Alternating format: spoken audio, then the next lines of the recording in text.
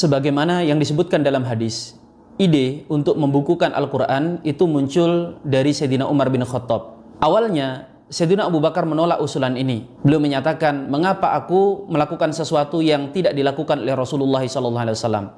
Tetapi kemudian Sayyidina Umar terus meyakinkan Abu Bakar sehingga beliau pun akhirnya melunak dan menerima. Setelah menerima usulan tersebut, maka beliau memanggil salah satu penulis wahyu, yaitu Zaid bin Thabit, dan kemudian menyampaikan apa yang sudah menjadi pembicaraan dengan Sayyidina Umar. Zaid juga memberikan jawaban kala itu, mengapa aku melakukan sesuatu yang tidak dilakukan oleh Rasulullah. Tetapi kemudian sebagaimana Sayyidina Umar pernah meyakinkan Sayyidina Abu Bakar, kali ini Abu Bakar pun meyakinkan Zaid bin Thabit. Zaid sendiri menyatakan, sehingga kemudian hatiku melunak dan menerima apa yang disampaikan oleh Abu Bakar. Dan dalam hadis tersebut Zaid sempat berkata, sungguh seandainya kalian meminta aku memindahkan gunung, itu lebih mudah bagiku. Nah, kalimat ini dianggap oleh si Oten ini bahwa berarti pengumpulan mushaf Al-Quran itu sesuatu yang berat, karena Zaid mengucapkan demikian. Padahal apa yang diucapkan oleh Zaid ini adalah berat di situ karena terindikasi perbuatan ini adalah tidak pernah dilakukan oleh Nabi SAW. Dan dalam Islam itu ada satu amalan yang disebut dengan bid'ah, perbuatan tercela, mengada-ada dalam agama yang itu diancam dengan neraka. Zaid takut itu termasuk perbuatan bid'ah. Kita harus tahu bahwa Al-Quran secara pelafatan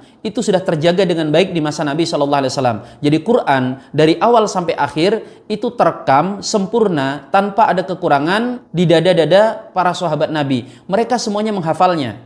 Yang jadi masalah itu bukan Quran secara pelafalan, tetapi secara penulisan. Kenapa? Sahabat menganggap bahwa penulisan Al-Quran dalam bentuk mushaf, dalam satu buku yang utuh, itu dianggap sebagai perbuatan yang tidak dicontohkan oleh Nabi SAW, dan itu dikhawatirkan termasuk perbuatan bid'ah yang tercela. Memang di masa Nabi SAW itu sudah ada catatan-catatan penulisan wahyu, tetapi para sahabat memahami itu hanya sekedar sebagai sarana untuk memudahkan hafalan. Karena begitu wahyu itu turun, Rasul SAW, beliau selain mengajarkan secara pelafatan, beliau kemudian memanggil beberapa juru tulis dan kemudian memerintahkan agar wahyu tersebut ditulis. Ada yang menulisnya di pelepah kurma, di kulit hewan, di batu, dan di beberapa tempat-tempat yang lain. Kenapa tidak diambil dari hafalan? Nah, di sini nih yang kemudian si Oten ini tidak tahu bagaimana hakikat penulisan bahasa Arab. Bahasa Arab itu bisa ditulis berbeda-beda, dan ini tentu bukan cuma bahasa Arab. Kan dalam bahasa Inggris kadang ketika diucapkan sebuah kalimat,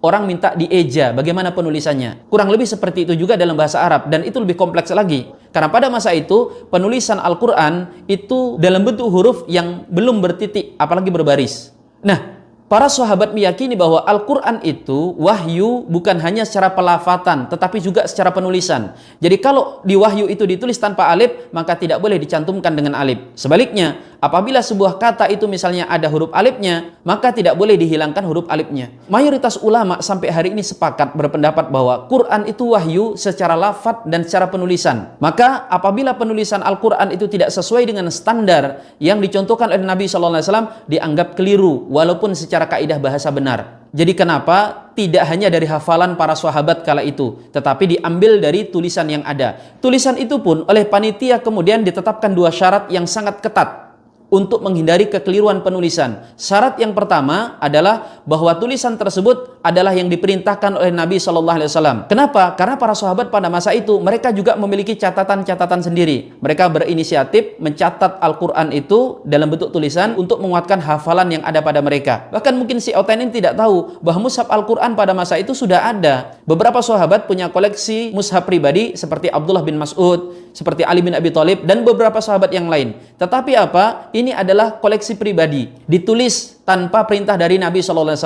Dan karena itu kemudian tidak diterima oleh panitia ini. Syarat manuskrip kala itu yang diterima untuk kemudian dijadikan sebagai rujukan penulisan mushaf Al-Quran, syarat yang pertama adalah dia ditulis berdasarkan perintah Nabi. Maka yang menulis berdasarkan inisiatif pribadi gugur di syarat yang pertama ini. Syarat yang kedua, tidak cukup penulisan itu diperintah oleh Nabi. Ketika disodorkan, diserahkan kepada panitia, tulisan tersebut disaksikan oleh dua saksi yang mengkonfirmasi bahwa ini benar tulisan yang diperintahkan oleh Nabi SAW. Maka di sini kita lihat bagaimana ketatnya. Tulisan itu bukan cuma tulisan, harus diperintah oleh Nabi. Begitu sudah diakui bahwa ini diperintah oleh Nabi, mana datangkan dua saksi yang menjadi penguat pernyataan Anda. Kalau kurang, maka tidak akan diterima oleh panitia sebagai referensi penulisan daripada mushaf Al-Quran. Kalau bacaannya itu tidak ada masalah. Kalau masalah sahabat yang terbunuh di perang Yamamah yang itu kemudian mengkhawatirkan Quran hilang, sebelum itu pun banyak sahabat yang terbunuh, bahkan di masa Rasulullah SAW. Tetapi apa? Rasulullah kala itu tidak khawatir karena yang hafal masih lebih banyak daripada yang terbunuh. Demikian juga di masa setelahnya, di masa Abu Bakar. Abu Bakar berpikir, walaupun sebagian sahabat terbunuh, toh yang hafal itu masih jauh lebih banyak. Tetapi karena Sayyidina Umar kala itu menyampaikan argumen yang meyakinkan, akhirnya beliau menerima. Dan adapun tentang penyebutan akhir surah At-Taubah yang tidak didapatkan tulisannya kecuali dari sahabat Abu Khuzaimah Al-Ansari, itu bukan hafalannya, bukan pelafatannya, tetapi penulisannya. Itu dikecualikan, tidak harus saksi dua orang, karena memang tidak ada yang mencatat diperintah oleh Nabi yang punya dua saksi. Rata-rata apa? Menulis secara pribadi, dan itu tidak diterima. Kalau masalah hafalannya, seluruh sahabat itu telah hafal. Para sahabat itu terbiasa menghatamkan Quran. Mereka menghatamkan Quran dalam 3 hari, 5 hari, paling lama 7 hari sekali. Jangan samakan Al-Quran dengan kitab suci yang lain yang tidak ada kebiasaan rutin membacanya. Quran itu dibaca di dalam sholat, di dalam zikir, bahkan dalam perjalanan, dalam banyak aktivitas. Sehingga kemudian Quran itu secara lafaz terjaga dengan baik. Dan di masa Nabi SAW pun terbukti Quran itu terjaga dengan sangat baik. Kalau dari pelafatan, Rasul memeriksakan hafalannya kepada malaikat Jibril rutin setiap setahun sekali. Beliau juga memeriksa bacaan para sahabat.